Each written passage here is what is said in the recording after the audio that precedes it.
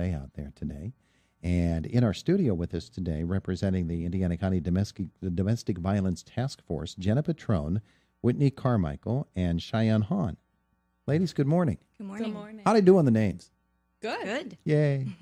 Yay. All right, I'm done. It's up to you. Jenna, good morning. Good morning. So today we just wanted to come back. Thank you for having us back today. Kind of update you on what we've been doing this month for Domestic Violence Awareness Month. We had a very nice float in the homecoming parade, so we had a lot of support with that. We were actually overflowing on the float. So I think year to year, our task force is growing with not only the businesses and agencies that are in our task force, but just community members and just the outreach that we get from talking to friends and family and coworkers. So that was really great to see. Yeah. We also passed out flyers around town and surrounding Indiana County areas. We passed just to have their support with Domestic Violence Awareness Month, letting them know that they can show their support by just showing some purple in their window. That is the color of Domestic Violence Awareness Month. But today, what we wanted to talk about is we brought Whitney and Cheyenne from Alice Paul House because they are having a domestic violence candlelight vigil tomorrow, October 19th, in the old courthouse square. So I will hand it over to Whitney to talk about that. Okay, Whitney. All right. So this is the second year that Alice Paul House has decided to really bring light to domestic violence with a candlelight vigil, and the purpose is really to honor the survivors of domestic violence and to remember the people who have lost their lives, to give the listeners kind of an idea of how many people die due to domestic violence in a year. One of our funding coalitions, the Pennsylvania Coalition Against Domestic Violence, does a fatality report every year. And in 2016, 102 victims and 37 perpetrators died due to domestic violence in Pennsylvania, the youngest being 1 year old and the oldest being 86. So we see that this really affects people across the lifespan. It's not middle-aged women. It affects men, women, and children. 56 of those victims were women and 46 were men. So this is a huge epidemic that we see not only in our county, but across the state in Pennsylvania. And to see the ways that different counties respond to it, I think here in Indiana County, they're right on top of it with the Domestic Violence Task Force. Definitely. I mean, we have, not only do we have our organization, but we have a task force and the police, the hospital. Everyone really comes together to kind of work with every victim to connect them to the resource that they need to get that help for them. So this candlelight vigil is when? It's tomorrow night at the old courthouse square. So it's right in front of the old sheriff's house on North 6th Street. It's at 6 o'clock. We're going to have a domestic violence victim talk along with the district attorney. And we're just going to have some information tables. So it'll be probably about 45 minutes to an hour.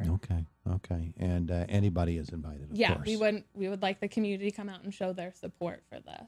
Absolutely. Everybody should turn out for something like that. If you have the time to turn out tomorrow evening, certainly do. Alice Paul House, we have been talking about the Alice Paul House from a lot of different perspectives. The needs of the Alice Paul House and the services offered by the Alice Paul House.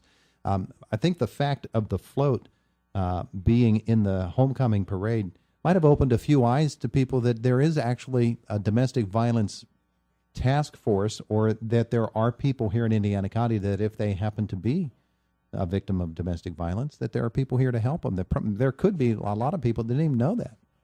Definitely, and that was our hope, just to show our support for anyone out there who is either afraid to come forward or doesn't know those services out there that's available for them. We had signs and with Alice Paul House's number and just signs supporting our cause in the task force. So we hope that we at least reach out to one person that day. Sure. But I think a lot of people saw us. It was such a beautiful day that day. So I think we hopefully touched a couple lives that day. Whitney, I think that one of the things that we need to acknowledge is that there are people here who are not permanent residents of Indiana on the IUP campus who are, for the very first time, leaving their homes and coming to live here in Indiana at IUP. And they are vulnerable probably in a way that maybe others are not around our area because they don't have the traditional support of a family member that they can turn to or somebody nearby that is very close to them. Yeah, definitely. I mean, not only do we service Indiana County, the main residents live here, but we service the 13,000 college students and work closely with the Haven Project on campus as well to make sure that those students are also receiving our services. Mm-hmm. Yeah, so we need to be sure that we understand that those folks are certainly invited to take advantage of any of the services that are offered through not only the Alice Paul House, but all of the different agencies involved. So tomorrow night at what time again? 6 o'clock. 6 o'clock, Old Courthouse Square. Old Courthouse Square. That's where everybody is invited to turn out. Cheyenne, you want to at least say hello?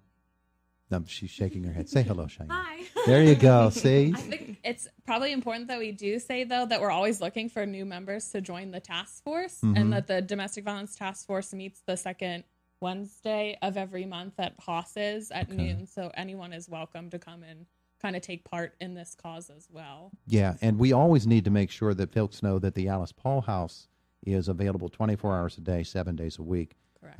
And all someone needs to do if they are a victim of domestic violence is get in touch with you through the phone number. Yep. So anyone can call us. There's a live person to talk to us 24 hours a day. Then the number is 724-349-4444. And every call is confidential. Everything is confidential, and all of our services are absolutely no cost to our clients. Ladies, thank you so much for coming in to visit with us this morning. Thank you. Thank you. We appreciate it very, very much. 20 minutes after 9 o'clock, it is Indiana in the Morning, presented by First Commonwealth Bank. It's